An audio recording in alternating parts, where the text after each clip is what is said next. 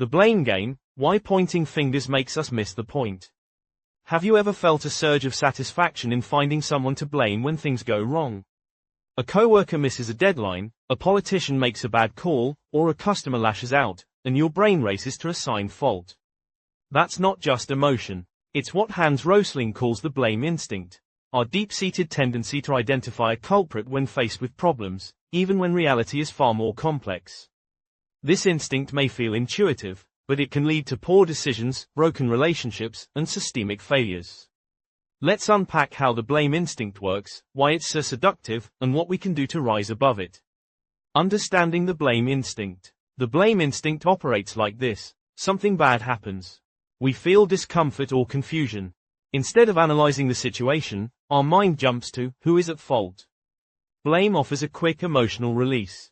It creates the illusion of control by giving us someone to hold responsible. But like many cognitive shortcuts, it's a trap. Example, after a plane crash, media outlets often spotlight a single pilot error.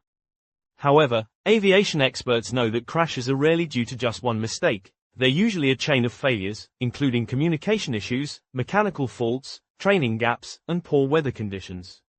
Focusing only on the pilot misses critical insights that could prevent future disasters. Real-world examples of the blame instinct. 1. Workplace conflicts. A team misses its quarterly goals. The manager blames the sales director.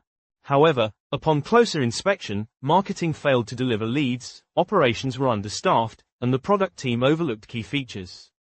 A culture of blame stifles honest reflection, and repeated failure becomes more likely. 2. Politics and public policy. Voters often blame a sitting president for rising gas prices, even though global markets, supply chains, wars, and natural disasters influence prices.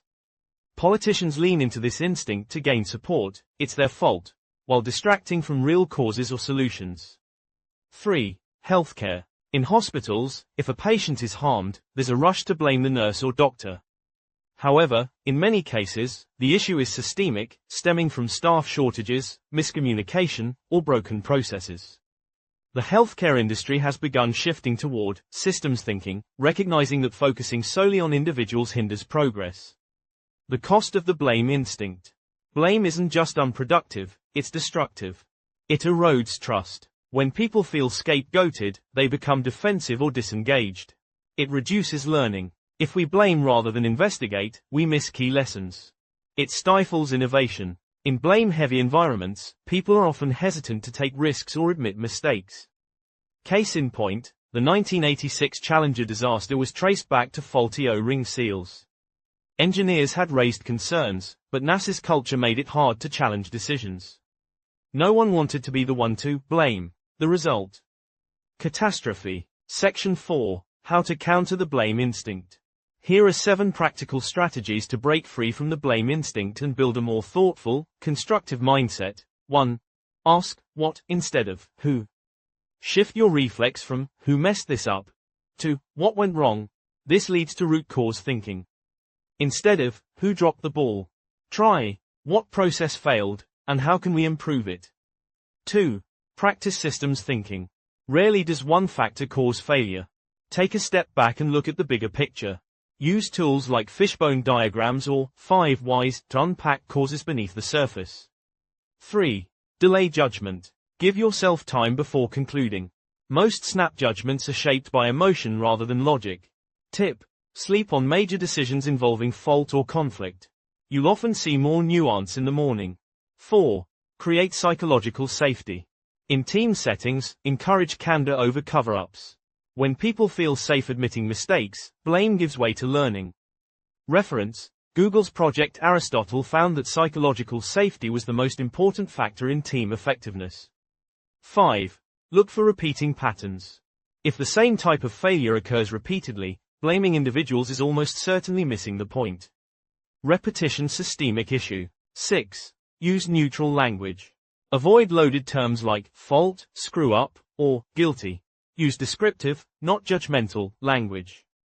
Instead of, whose fault is this? Try, how did this outcome happen? 7. Reward problem solving, not finger pointing. Publicly recognize people who fix things, not just those who identify who's to blame. This creates a culture of accountability without shame. From blame to better outcomes. Blame is a mental reflex. It's fast, satisfying, and wrong more often than it's right. The blame instinct may feel natural, but when we lean into it, we sacrifice understanding and growth. Instead, what if we got curious instead of angry? What if we asked more questions, sought systemic patterns, and built cultures where learning matters more than punishment? You'll find that moving past blame doesn't just improve your problem solving. It strengthens your leadership, relationships, and self-awareness. So next time something goes wrong, pause. Breathe. Ask better questions. And remember, finding fault is easy.